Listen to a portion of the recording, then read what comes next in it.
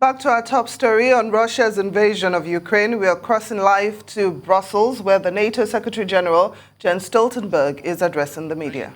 And also announced that we are going to have a NATO summit, a virtual NATO summit tomorrow. Wall Street Journal. Dan Michaels, Wall Street Journal, thank you for the question. Could you talk a little bit more about the activation of the defense plans? What exactly does this change? And when was the last time this was done? Thank you. These plans are plans we have developed over the years to make sure that we have plans in place to react to crises like the crisis we are faced with now.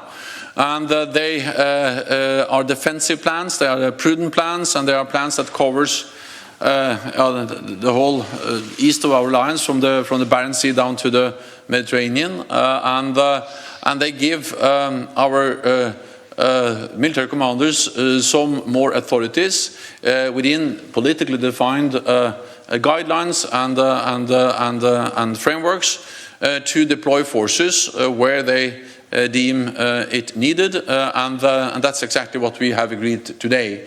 So these again are defensive plans, ensuring that we have forces at the sufficient readiness at the right place throughout Europe. Press. Have they ever been activated before? Have they ever been activated before? So I don't know whether it's right for me to answer that question, because I don't know whether it has been made public before, so I only said that we activate them today. Associated Press.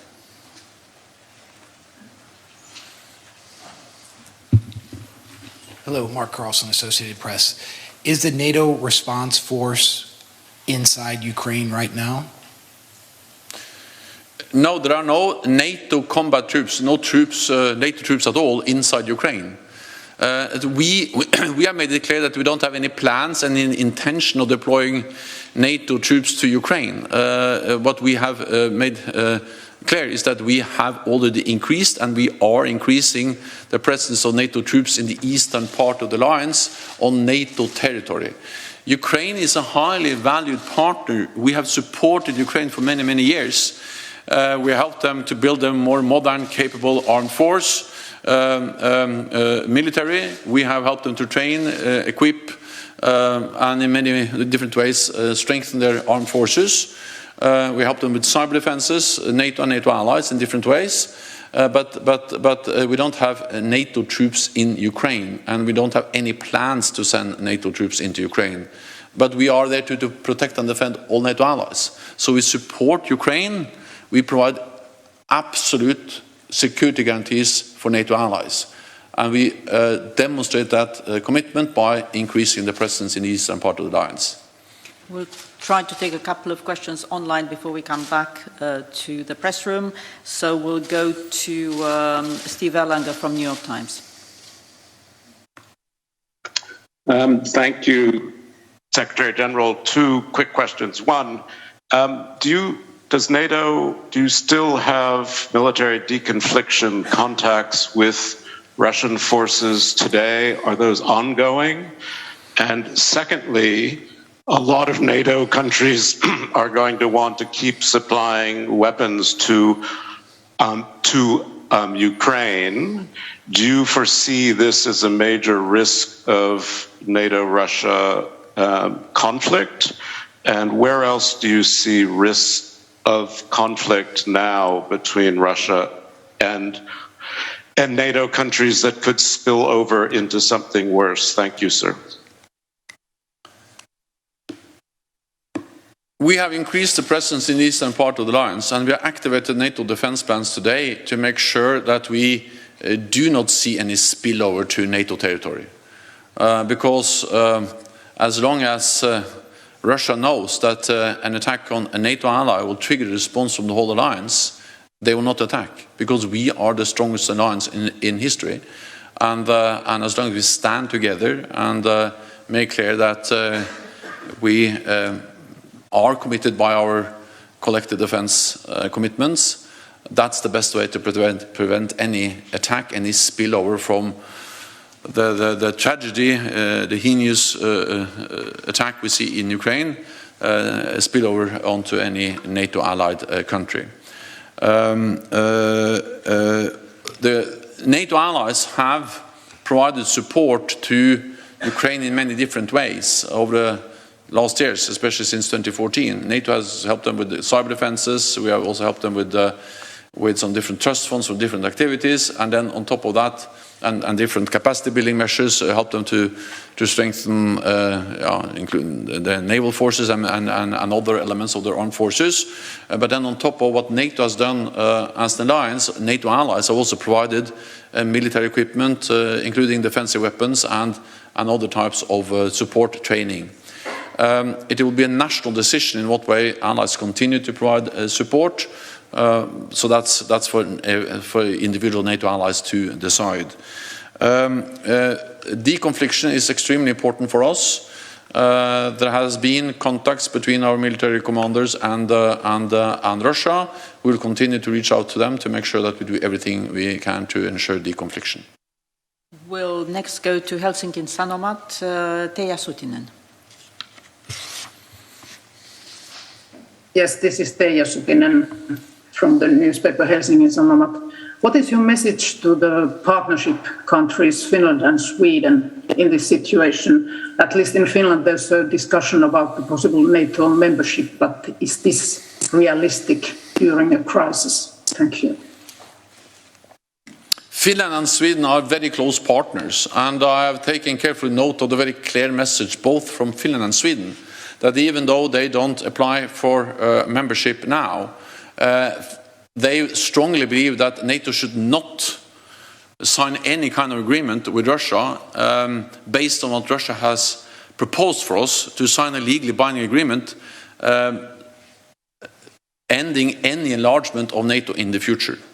So I've seen that Sweden and Finland states that for them this is a question of self-determination, the sovereign right to choose their own path, and then potentially in the future also to apply for NATO membership. So for me, the very clear messages from Finland and Sweden just has underpinned how important it is that NATO allies do not compromise on core values, including the right for every nation to choose its own path, meaning whether it wants to belong to NATO or not belong to NATO. NATO respects those decisions, regardless if it's yes or no to joining NATO. We very much value the close partnership with Finland and Sweden. It's important for NATO, it's important for Finland and Sweden. I visited Finland and Sweden this fall together with North Atlantic Council, and we see how closely we work together, exercise together, increase our ability to operate together, interoperability, and we also have very close political consultations. And therefore, I have invited Sweden and Finland to the virtual summit tomorrow, the NATO summit tomorrow. So at the NATO summit tomorrow, we will have Sweden, Finland, and the two EU presidents present, showing in a way the very strong unity we demonstrate, transatlantic, NATO, and also close partners, EU, Finland, and Sweden. We'll go to Polish radio.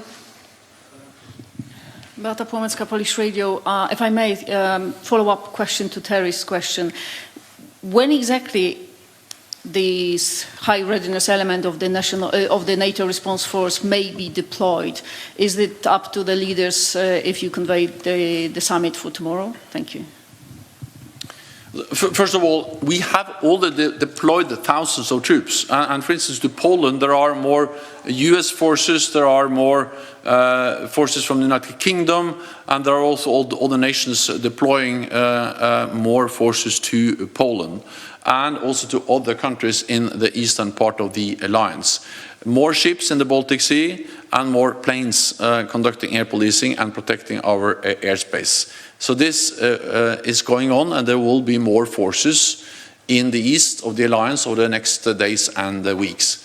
Then that could include elements of the NATO response force, but the most important thing is not exactly which elements or which forces, but the most important thing for Poland, for the other allies in the eastern part of the alliance, is that there are more NATO forces in the east.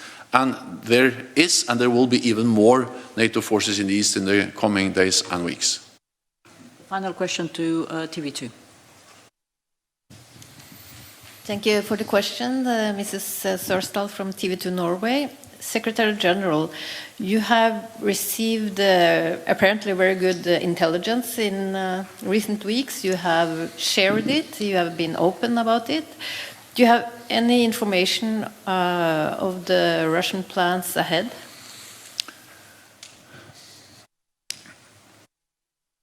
So our intelligence has been very precise because it has predicted over now several months the military build-up, but also the intentions, the plans of Russia to attack Ukraine. But of course those plans could always be changed, and we continue to call on Russia to change its course and to not attack. And then we saw this morning that they attacked. And that was no surprise, because that was exactly what our intelligence services have predicted over several months. We have shared that intelligence to mainly try to prevent Russia from attacking. We have shared intelligence not only about the military build-up, but also about all the different attempts by Russia to create a pretext, stage situations that they can use as an excuse. These absolutely false claims of genocide against Russians, or the alleged sabotage actions inside Russia and so on. It is false. It is staged. But we exposed those attempts because we hoped that that could reduce the risk of a military invasion. We have seen that they have stick to their plans.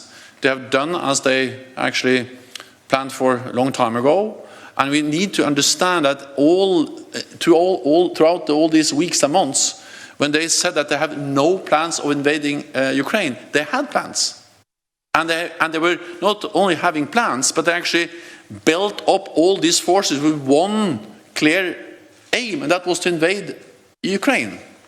And despite that, they were telling us and the world and the public that we have no plans to invade Ukraine. Yes, they had plans, and now we have seen that actually they were serious about invading Ukraine all the time. Never serious about really engaging in diplomatic efforts. What we see now is a full-fledged invasion of Ukraine from multiple directions. We see air, land and naval forces taking part in those attacks. It's too early, we don't have a full damage assessment yet, but this is extremely serious.